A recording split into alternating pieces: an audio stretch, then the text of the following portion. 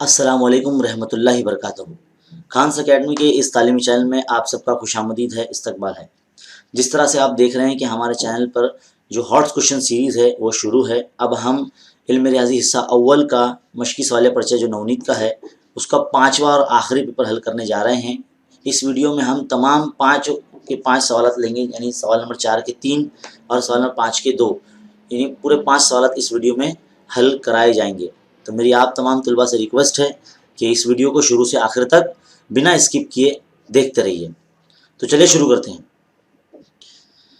तो स्टूडेंट, अब आपके सामने पहला सवाल हाजिर है। इधर लिखा है कि अगर हवाई जहाज़ की रफ्तार 120 किलोमीटर फ़ी घंटा कम कर दी जाए तो उसे कुछ मुतय्यन फासला तय करने के लिए 18 मिनट ज़्यादा लगते हैं। अगर उसकी रफ्तार 180 किलोमीटर फ़ी घंटा का इजाफा किया जाए तो उतना ही फासला तय करने में उसे 18 मिनट कम लगते हैं। हवाई जहाज़ की औसत रफ्तार और तय करदा फासला मालूम कीजिए। तो देखिए, इस वीडियो में जो नया तरीका हमने इस्तेमाल किया है, अब हम टाइप और लिखेंगे नहीं, लिखा हुआ पेज आपको यहाँ पर दिखाएंगे ये इस तरह से, तो ताकि आपको समझ में आए और उसी को हम एक्सप्लेन करेंगे। क्योंकि बहुत से बच्चों की रिक्वेस्ट थी कि सर जो आप लिखा रहे हैं, जो आप बता रहे हैं वो हमें नज़र नहीं आ रहा है। तो अब इंशाल्लाह आपको अच्छे तरीके से नज़र आएगा, हम जूम करके आपको बताएंगे।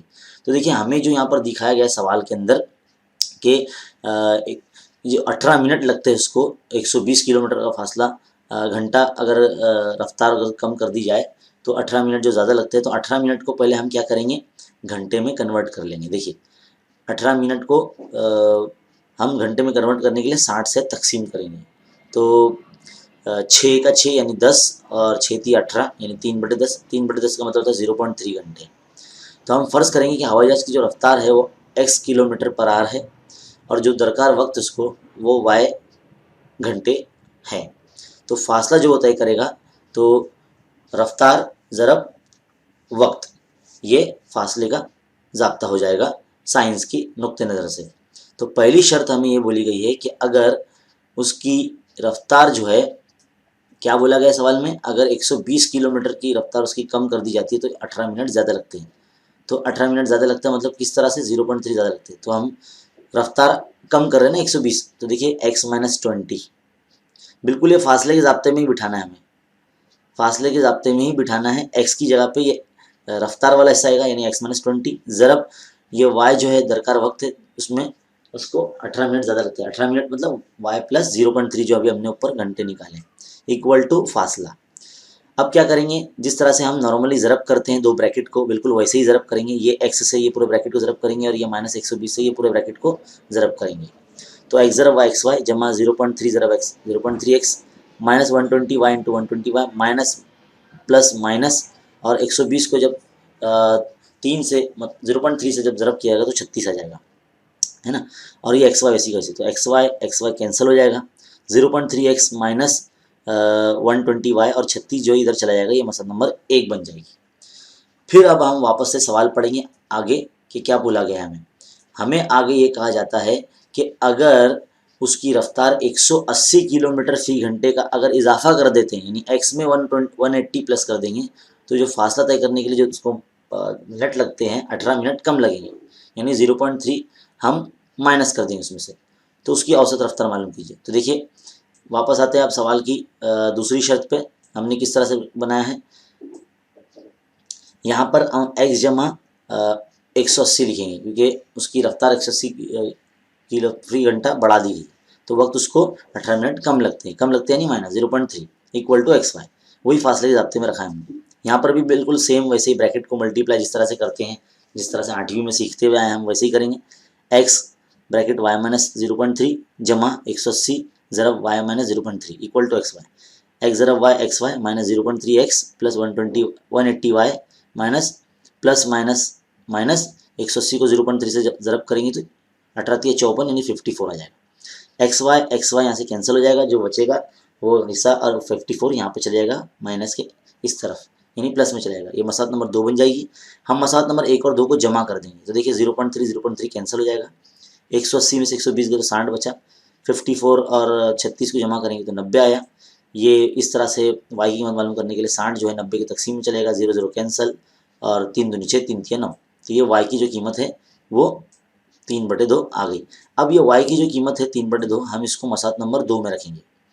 मसात नंबर 2 क्या है, -0.3x plus 180y equal to 54।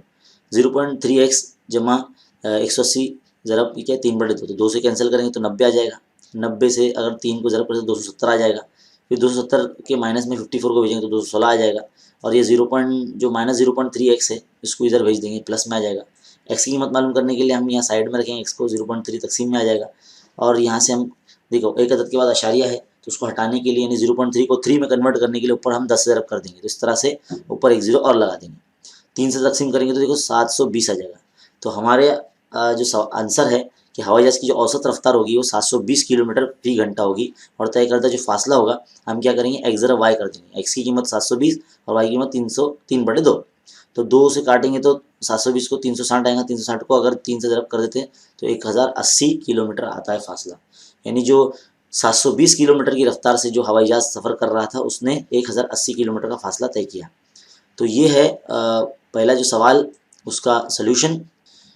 ये जो अब आप इस वक्त देख रहे हैं सल्यूशन, इसकी पीडीएफ फाइल आपको वीडियो के डिस्क्रिप्शन में मिल जाएगी। आप वहाँ से पीडीएफ फाइल डाउनलोड कर लीजिए और प्रिंट आउट भी निकाल सकते हैं और ये सल्यूशन देख भी सकते हैं।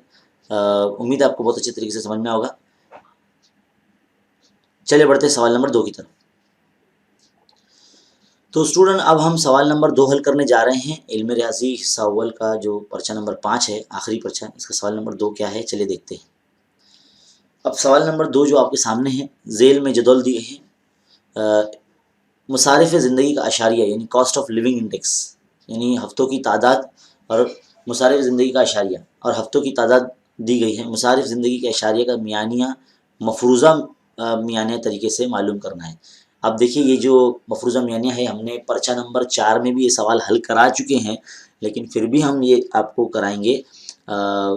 तो देखिए किस तरह से हल करना है। सबसे पहले आप एक पेज में जो ये 2 कॉलम है इसको खड़े में इस तरह से बना ले जिस तरह से हमने बनाया है, बिल्कुल ऐसे ही हल करना है। मफरूज़ा मियानिया तरीका बहुत इंपॉर्टेंट है, एग्ज़ाम में आ सकता है और मुझे तो ऐसा लगता है कि यही सवाल आपको एग्ज़ाम में रिपीट हो जाएगा। तो देखिए किस तरह से हल करना है मैं आपको दिखा रहा हूँ। ये जो कॉलम है ये जमात का कॉलम है ना, ये जमात का कॉलम है तो उसको इस तरह से हमने इधर बना लिया। और ये ताद्दुद का कॉलम है, ये वाला नीचे वाला 5, 10, 18, 9, 6, 2, ये भी हमने इस तरह से बना लिया। चलिए अब हम इसको हल करते हैं। मफरूज़ा मियानिया तरीके से हल करना है। तो सबसे पहला कॉलम क्या होगा, जो ताद्दुद का कॉलम उसको पहले टोटल कर देंगे। तो ये टोटल कितना होता है 50 होता है ना। फिर इसके बाद आता है कॉलम वो है वस्ते जमात का। वस्ते जमात कैसी बनती है एक बार फिर से बता दूं मैं। जमात की जो निचली हद है यानी 140 और ऊपरी हद है जो 150, दोनों को जमा करते हैं और 2 से तकसीम करते हैं। जो नंबर आता है वो यहाँ लिखा जाता है वस्ते जमात में, है ना। ऐसा ही करते करते आगे भी लिखा जाता है। तो आप क्या करना, देख लो कि जमात में गैप कितना है। 10 का गैप है तो जो आपका नंबर आया है 145 यहाँ पर, तो 10 का गैप लेके एक नंबर लिख लो 155, फिर 10 का गैप लेके 165, फिर 10 का गैप लेके 175, फिर 10 का गैप लेके 185, फिर 10 का गैप लेके 195। इस तरह से आप शॉर्टकट तरीके से जल्दी जल्दी निकाल सकते हैं। अगला कॉलम जो होता है वो DI वाला होता है। ये कैसा बनेगा, सबसे पहले आपको इस कॉलम में से जो वस्ते जमात का कॉलम है, वस्ते जमात की कॉलम में से जो A को चुनना होगा। आपकी टीचर ने आपको दिखाया होगा कि भाई बीच वाला नंबर चुना जाता है, ये लो या फिर ये लो, यही A लेना। तो ऐसा नहीं भी करेंगे तो भी चलेगा, आंसर सेम आता है और सही आता है। एक काम करें आप A ये ले लीजिए जिस तरह से हमने दिखाया 145। अगर 145 में से माइनस होगा तो 0 आएगा। 155 यानी 155 में से 145 जाएगा तो 10 बचेगा। तो ऐसा करते करते जितने भी नंबर है यहाँ पर सब में से 145 माइनस होगा, तो उस तरह से ये नंबर आपको मिल जाएंगे DI वाले 10, 20, 30, 40, 50, है ना। फिर इस तरह से ये नंबर मिलने के बाद ये जो कॉलम है DI वाला और ये ताद्दुद वाला FI वाला कॉलम दोनों को मल्टीप्लाई कर देंगे। तो 5 ज़रब 0 0, 10 दाई 100, 18 दूनी 36 और यानी 0, है ना। 9 3 27 और ये 30 का 0 यानी 270 और 6 चौक 24 यानी 240 और 50 दूनी 100। अब इसका FI ज़रब DI का टोटल कर लेंगे तो कितना आएगा, टोटल 1070 आ जाएगा, देख सकते हैं आप यहाँ पर।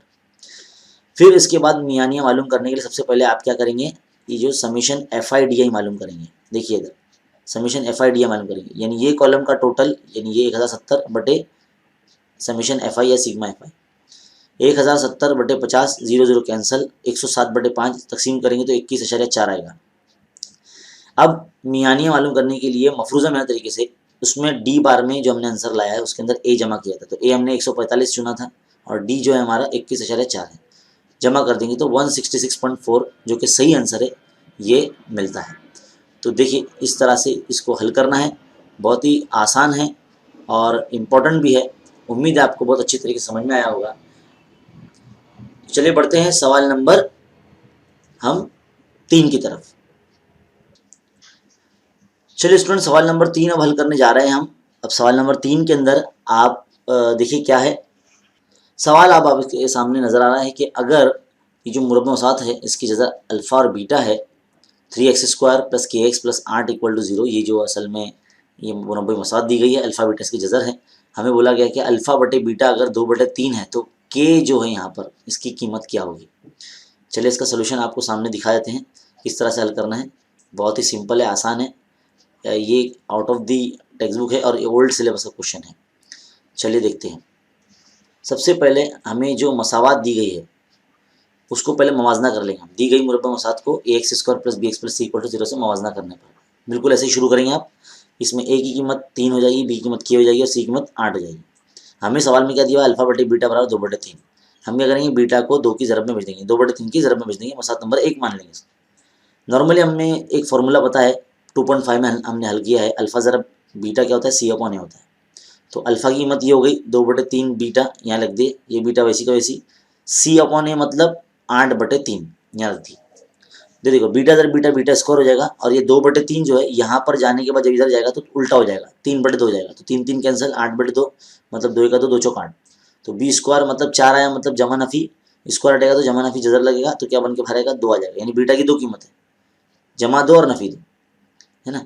अब इसके बाद हमें एक और फॉर्मूला मालूम है, अल्फ़ा जमा बीटा क्या होता है -b/a होता है। अल्फ़ा की कीमत 2/3 बीटा है जमा ये बीटा और माइनस बीटा, बी मतलब के है और ए मतलब 3 है। देखो नसब नुमा में 3 3 है, इसको हटाने के लिए पूरी मसात को 3 से ज़रब करेंगे तो 2 बीटा यहाँ से 3 गायब हो जाएगा, यहाँ पे 3 नहीं है तो 3 लग जाएगा, 3 बीटा = माइनस के, यहाँ से 3 गायब हो जाएगा, तकसीम हो जाएगा मतलब कट जाएगा। 2 बीटा 3 बीटा 5 बीटा हो गया माइनस के, बीटा की कीमत 2 है जमा नफी 2, तो हमने क्या करा जमा 2 5 को इधर से ज़रब किया और नफी 2 5 को इधर से ज़रब किया, तो 5 दूनी 10, ये जमा 10 आया माइनस की कीमत और यहाँ पर नफी 10। तो देखो माइनस माइनस कैंसिल हो गया, तो ये के बराबर जमा 10 आया और यहाँ पे ये माइनस इधर लग जाएगा, यानी के की कीमत -10 आ जाएगी। तो इस तरह से के की कीमत आ गई। बहुत ही सिंपल ये सोल्यूशन था।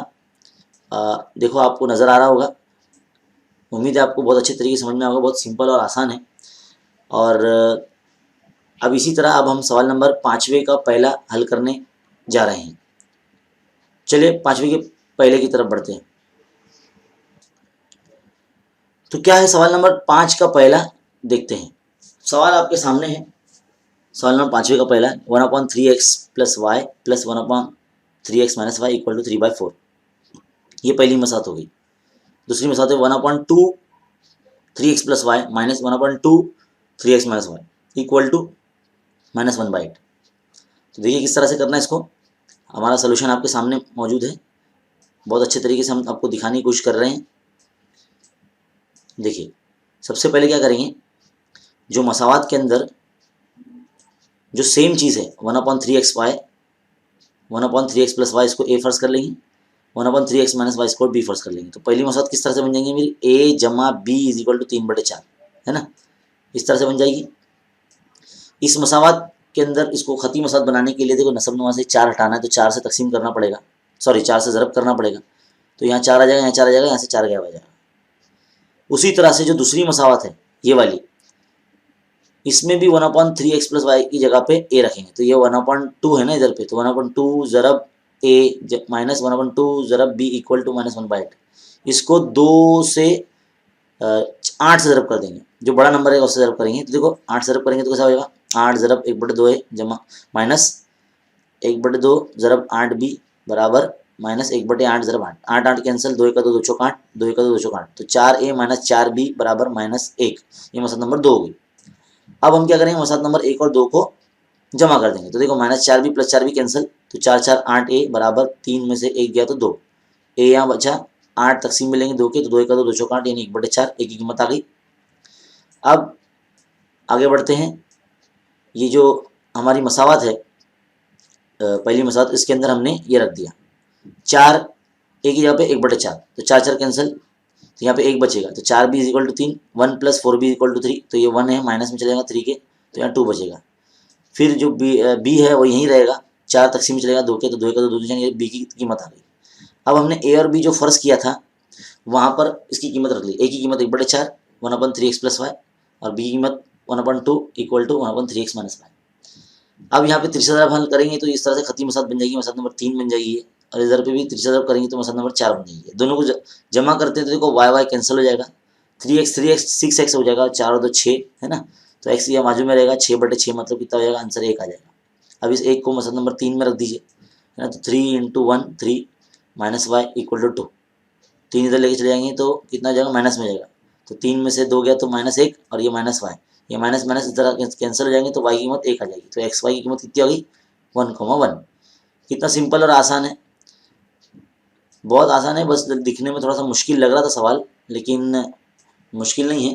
बहरहाल ये जो सोल्यूशन है, अगर आप इस वक्त देख रहे हैं, ये आपको चाहिए तो हमारे इस वीडियो का डिस्क्रिप्शन ज़रूर चेक करें, वहाँ पर हमने PDF फाइल दी है, 5 सवालात की जो हल है आपको एक साथ मिल जाएंगे, आप डाउनलोड कर सकते हैं। तो चलिए बढ़ते हैं सवाल नंबर 5 के दूसरे की तरफ। तो स्टूडेंट अब बढ़ते हैं सवाल नंबर 5 की तरफ, 5 का जो दूसरा है और जो आखिरी सवाल है इस पर्चे का। देखिए सवाल क्या है, देखिए तरसीम को देखकर आपको जवाब देना है। सवाल नंबर 5वें का दूसरा है ये, यहाँ पर एक तादुदी कसीर ज़िले बनी है और मुंदरज़ेल सवाल के जवाब देना है। बहुत ही आसान है, 3 मार्क्स के लिए है। तो पैमाना है यहाँ लिखा हुआ, तरसीम बाकायदा बनी है, यहाँ जमात है एक्स महवर पर, यहाँ पर ताद्दुद है वाई महवर पर। तो देखते हैं सवाल नंबर पहला क्या है, किस जमात का ताद्दुद सबसे कम है। कौन सी जमात ऐसी है जिसका ताद्दुद कम है। देखो 0 से 10 वाली जमात है, इसका भी 0 है, और 60 से 70 वाली भी जमात है जिसका ताद्दुद सबसे कम यानी 0 है ना। तो ये 2 जमातें हैं। फिर दूसरा सवाल क्या है, जमात 40 से 50 का ताद्दुद कितना है। 40 से 50 पहले यहाँ जमात देखने का, इसका ताद्दुद यहाँ जाने का। देखो ताद्दुद कितना है, 16 है। इस तरह से जवाब देने का, तीर का निशान आप, ये जो एरो का निशान है वो आप देखिए कहाँ जा रहा है ना। 40 से 50 ये जमात है, और इसकी बीच की लाइन को पकड़ के ऊपर जाने का, और यहाँ से ये देखने का ताद्दुद 16 है। तो इसका आंसर क्या आ जाएगा, 16 आ जाएगा। तीसरा सवाल क्या है, किन 2 जमातों का ताद्दुद सिफर है। अरे वाह, अभी हमने बताया 0 से 10 जो जमात है इसका ताद्दुद सिफर है, और 60 से 70 जो जमात है इसका भी ताद्दुद सिफर। देखो इधर डॉट पे ही जोड़ा है। ताद्दुदी के सिलसिले में ये 2 जमातें ऐसी होती हैं जिसका ताद्दुद 0 ही रखना पड़ता है, तो 0 ही होता है। ये 0 से शुरू होकर 0 पर खत्म होती है। आगे सवाल नंबर 4 क्या है, किस जमात का ताद्दुद सबसे ज़्यादा है। तो देखो सबसे पीक वाला पॉइंट जो है ये ताद्दुद 20 है इसका, और ये जमात क्या है, नीचे आएंगे इसको पकड़ते हुए नीचे इस तरह से। तो भाई जमात 30 से 40 वाली जो जमात है उसका ताद्दुद सबसे ज़्यादा यानी 20 है ना। आखिर अगला सवाल है, किस जमात का ताद्दुद 16 है। ताद्दुद 16, तो ताद्दुद की तरफ 16 की तरफ जाने का, यहाँ से जाने का। किस जमात का, तो यहाँ पे ये पकड़ लिए पॉइंट, फिर इधर से नीचे आने का, है ना। 40 से 50 वो जमात है जिसका ताद्दुद जो है वो 16 है, तो इधर पर लिखेंगे जमात 40 से 50। अगला और आखिरी सवाल है सवाल नंबर 6 कि जमात 20 से 30 का ताद्दुद कितना है। 20 से 30, तो देखिए जमात 20 से 30 है, इसका ताद्दुद कितना है भाई, 14 है इसका ताद्दुद, है ना, 14 है। तो इस तरह से यहाँ पे आप लिखेंगे ये 20 से 30 जमात का ताद्दुद 14 है। कितना आसान और सिंपल है। उम्मीद है कि ऐसा एक सवाल अगर आपको आ जाए तो आपके 3 मार्क्स जो out of the text book से आने वाला है, ये आपके 6.5 मार्क्स का पहला सवाल भी बिल्कुल ऐसा ही है। तो उम्मीद है आपको ये समझ में आया होगा। ऐसा सवाल उम्मीद है कि आपको बोर्ड एग्जाम में आ सकता है जो आपको वहाँ पर पूरे मार्क्स दिला सकता है। तो ये जो वीडियो है आपके लिए काफ़ी हेल्पफुल होगा। इस वीडियो को देखने के बाद आप तमाम स्टूडेंट से गुजारिश है कि आप इस वीडियो को मज़ीद ज़्यादा से ज़्यादा शेयर करें, हर उर्दू मीडियम बच्चों तक पहुँचाएँ, ताकि सब हर कोई सीख सके, हर कोई देख सके और हर कोई अच्छे मार्क्स ला सके। तो हम आपसे गुजारिश करते हैं कि हमारे इस चैनल पर बने रहिए और देखते रहिए खान्स अकेडमी। ऐसे आपके लिए हेल्पफुल वीडियोस और आपके लिए तालीमी वीडियोस हम लाते रहेंगे। बहरहाल ये जो पर्चा नंबर जो 5 है, अब यहाँ 5 पर्चे मुकम्मल होते हैं मैथ्स 1 के सवालिया पर्चों के, और आपने पूरे सब्र तहम्मुल के साथ हमारे वीडियोस का इंतज़ार किया और देखते रहे। आप सबका बहुत बहुत शुक्रिया। इतनी भारी तादाद में आपने हमारे चैनल को सब्सक्राइब किया और हमारे वीडियोस को देखा, लाइक किया। तो ऐसे ही देखते रहिए और सीखते रहिए। मिलते हैं इंशाल्लाह अगली वीडियो में, तब तक के लिए शुक्रिया। अस्सलाम वालेकुम।